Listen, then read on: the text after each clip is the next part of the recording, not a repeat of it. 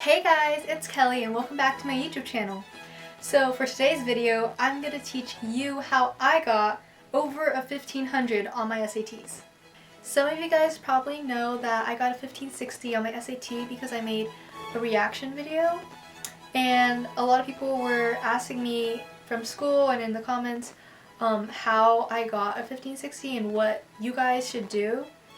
So I'm just going to tell you my study plan and all the books I used. Yeah. So I had a really big improvement from a 1300 from sophomore year to a 1560 in junior year. And that was a year gap, but I didn't start studying till 2 months before the test. So it's possible. First things first, you have to be committed. You have to be dedicated and you have to make the SATs a priority. So I took it on March 9th, and that's during school, obviously. When I came home from school, I would start studying for the SATs right away for about 30 minutes to 2 hours, and then I'd start my homework. I didn't care if I did my homework or not. I already have really good grades, so I don't really need that 5% for homework, and most of my teachers barely even check homework. So I would just study SATs really hard, and then when it came to my homework, I just kind of BS it.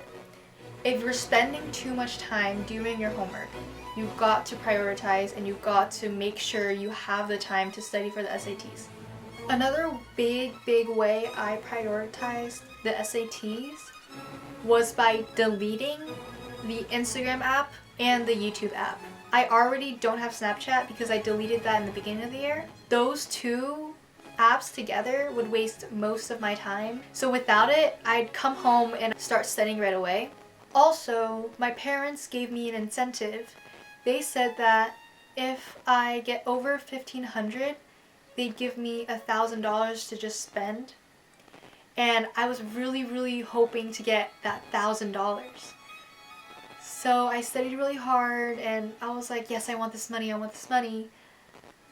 I ended up getting it. So be ready for a $1,000 haul that's coming your way.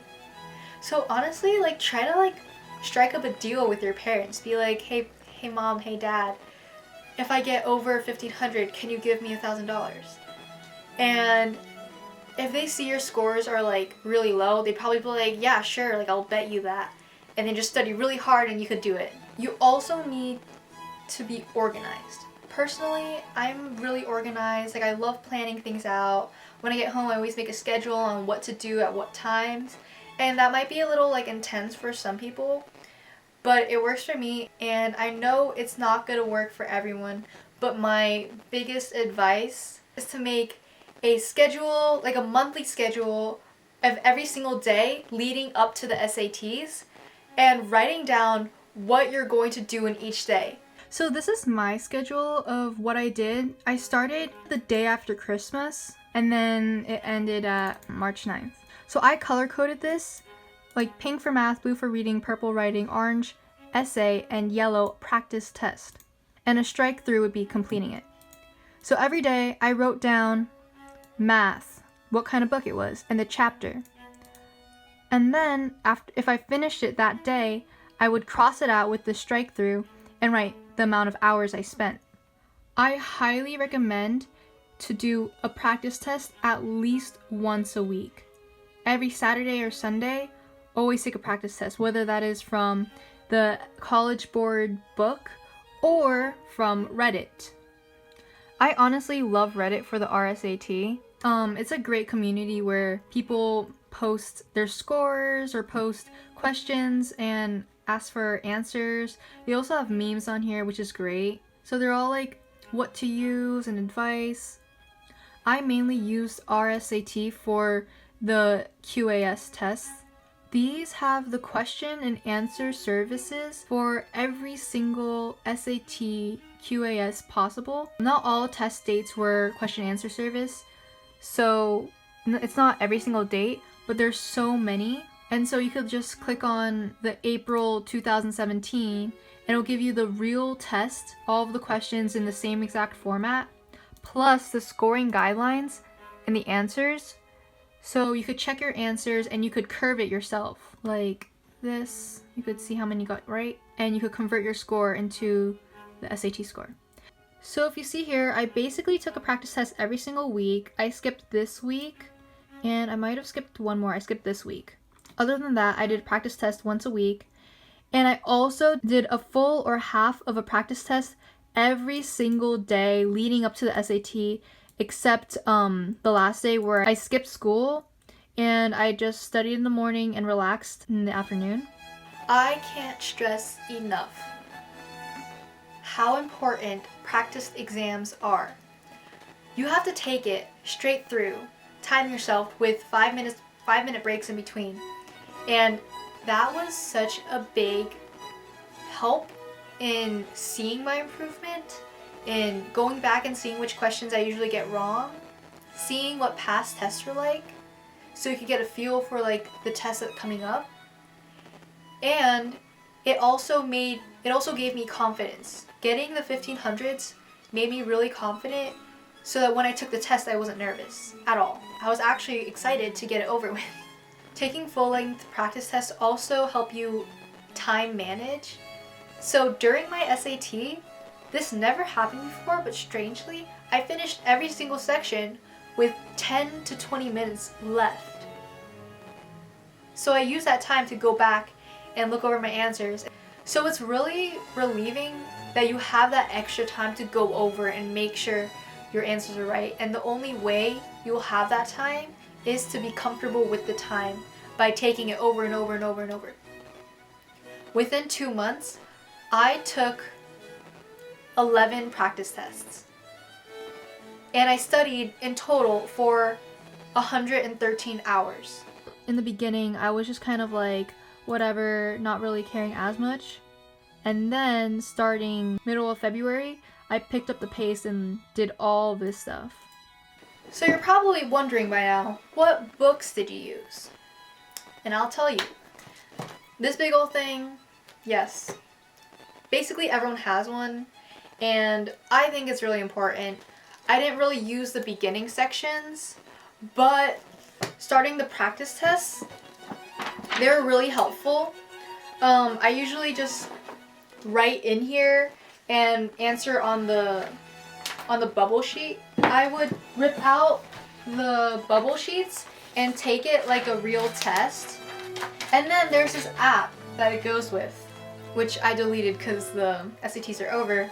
It's called Daily Practice for the SATs, and I use it to scan. There's a feature where you scan your tests and it grades it automatically. So I thought that was really great. And for the practice tests in here, I recommend not doing 1 through 5, I think, or 1 through 4 for now, because those are not real tests. Those are like just mock exams. Like the last few tests were the 2016 ones. I made the mistake of taking 1, 2, 3 before I realized that those tests weren't really worth it. So I switched over and start from the back. I did like 8, 7, 6. I ended up not finishing all of the tests in that book because I didn't have enough time.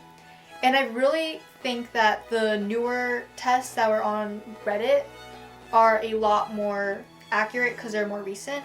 So I mostly did those. Besides that book, I used 6 other books.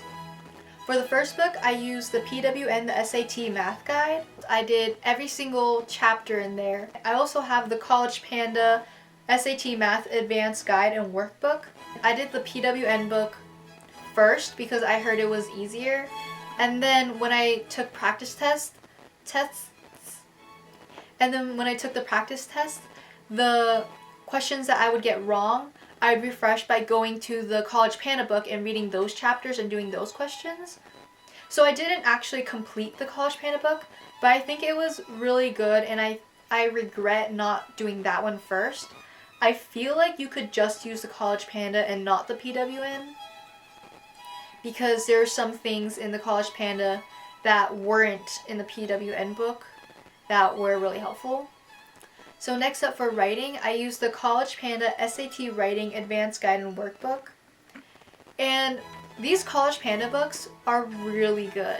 It taught me a lot of grammar rules that are necessary for the SAT. And it also helped me with those questions where you have to rearrange sentences or like which paragraph goes first.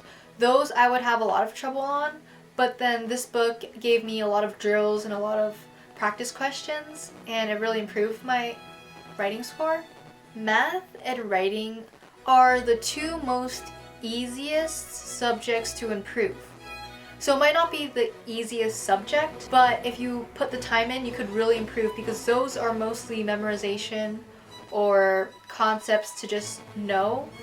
As for reading, that's a little harder to improve, but I ended up doing it. I improved a lot using the Critical Reader Complete Guide to SAT Reading by Erica Meltzer. I think this book is the #1 reading book. I didn't really try any other books, but judging from everyone on Reddit who recommends different books, this one's like the #1. This one everyone uses. So I really recommend you get it. For the essays, I use the College Panda SAT essay book, and that one is so good.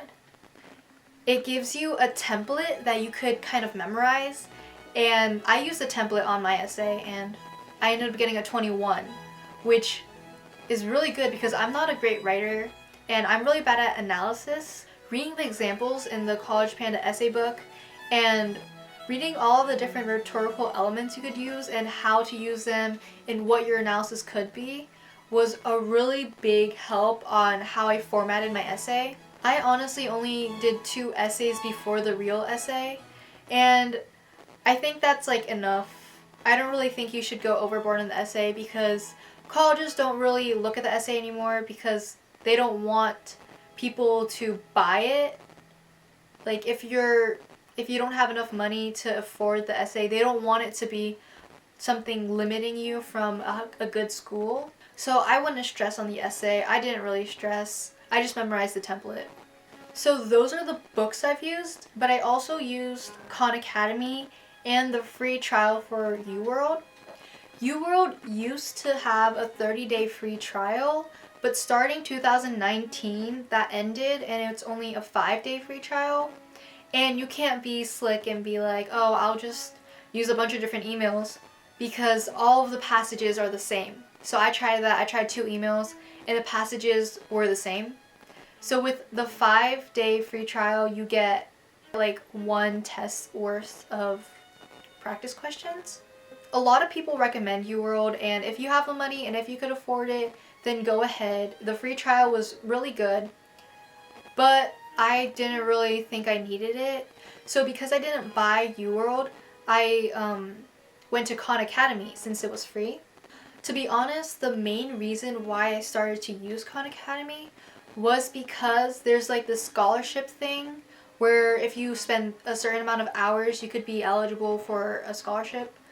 And I wasn't really planning on using Khan Academy. I don't really like doing online stuff. I'd rather just use my books. It ended up being pretty useful for reading passages, at least.